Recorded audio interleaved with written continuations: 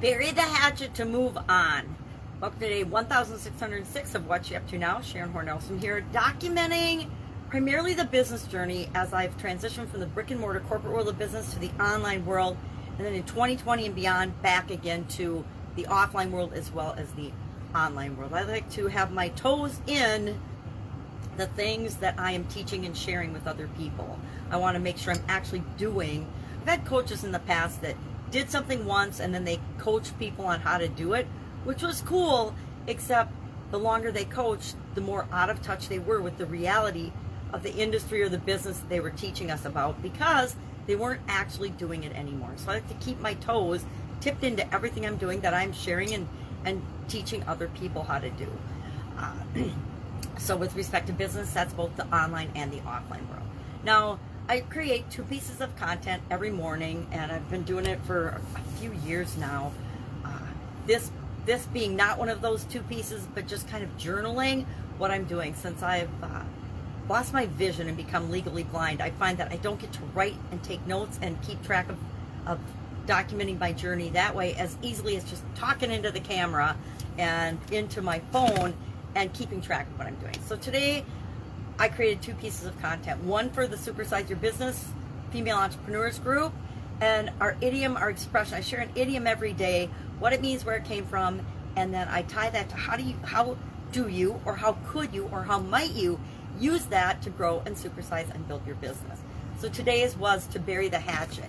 And I was going to get the hatchet from outside and bring it in, but I realized it was down at the wood pile and taking care of my granddaughter, so I decided I'd use a little flag instead to represent resolving conflict. And I don't think I should have a hatchet in the house when I'm watching the granddaughters. Or I'm probably more likely to get hurt on it than they are, but I like to err on the side of caution when it comes to them. I was actually thinking about that this morning, that being a mom and being a grandmother brings out the safety bubble, caution, and over worry-wartness in me, and dramatization of what could possibly happen. I remember my sisters and my parents used to tease me that when the kids were little, I was like, oh, don't do that, that could kill you. And not in so many words, but in cautious and warnings and things. Everything was carried to this extreme as, oh, you could, break your arm, cut your toes off, or whatever they were doing. I would carry it to this extreme. And I guess I did it more out loud than I thought. I was just doing it in my mind. And so that went latent after the kids got older and were kind of on their own. And then all of a sudden I've got granddaughters, and I realized that worry sense of security and safety first came rushing back to me as I've had granddaughters. And my daughter gets so frustrated. She's like, everything isn't going to kill her.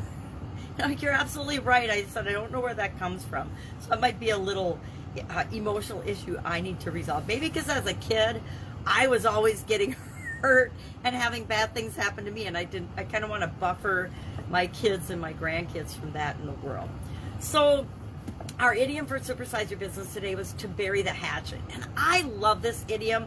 I've used this expression throughout my entire life. It comes from the 17th century, and it literally comes from the ceremonial practice that Native American Indian tribes used to use when they stopped warring and decided they were going to have peace and live peacefully with one another. They would have a ceremony where they actually buried their weapons. They would physically bury their weapons, meaning if they were going to get back in war with each other, they had to go dig them up, and that would be harder than if they just had to, go to the back of their homestead or whatever type homes they lived in back then and pull them out and use them, right? So to bury the hatchet, I like this idiom, I like this expression. And so I talked about what are some different ways of handling conflict. There's 5 actual strategies for handling conflict: avoiding, competing, accommodating, collaborating, and compromise. And they all have advantages and disadvantages. They're all appropriate for some situations and not for others. And it's up to us to decide which is the appropriate strategy in any given situation. Talked about, different ways to deal with conflicts, because we're inevitably going to have conflicts when we're working with other human beings, right? I don't know anybody in any relationship that doesn't, or that agrees 100% of the time on absolutely everything. How boring would life be? how slow would our businesses grow if we had no diversity, no differences of opinions? We would fizzle and die because we would have no competitive advantage and no way to stand out in the world if all of us thought exactly the same.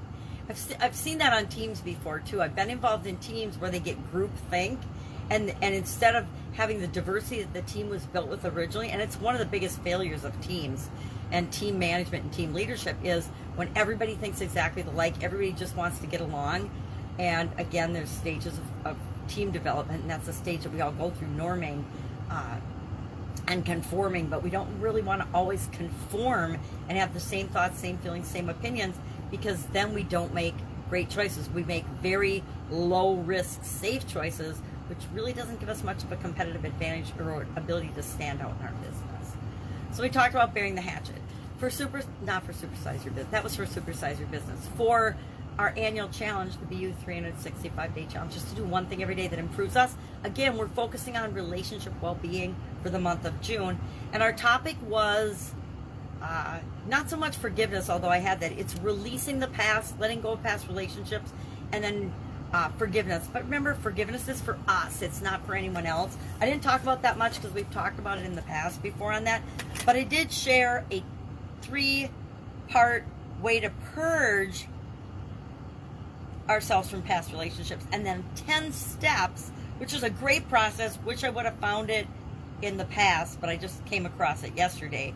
But I'm going to actually, like everybody else, go through the 10-step process today with, I'm going to use my divorce, my significant other, to see if there's still little pieces of that process that I haven't used, and I think that there are. But it's a really good 10-step process of how to peacefully move through past relationships. And it doesn't matter what type of relationship. It doesn't have to be our significant other. It can be a friendship that has gone by the wayside. It can be a work relationship. It can be an enemy relationship. It can be, at work, or maybe you're struggling with your kids and you can go through this dealing with your children or something. So it's a great process. If you want to see it, you can go to the Get Up and Go Challenge Facebook group. There's a private Facebook group, and you can just answer 3 questions and then get access to this year's challenge, all 168 days, once I go post day 168, and as well as the 10 Get Up and Go challenges we did in 2020 and 2021 to get through the pandemic, to help us to do something to keep us moving forward and improving a little bit every day. And that's why I rolled the Get Up and Go challenge into the annual challenge this year. We're doing it every month. We're doing actually a little Get Up and Go 30-day challenge for each of the different areas and aspects of our life the first 9 months of this year. And then we'll do some different things and some things that are of interest to the group as we're going through it the last 3 months of the year. All right, that's all I've got today. I've got granddaughters coming, one's sleeping and one is coming any minute. So if I can help you in any way, ask. Otherwise, I'll be with you tomorrow. Have a fantastic Friday.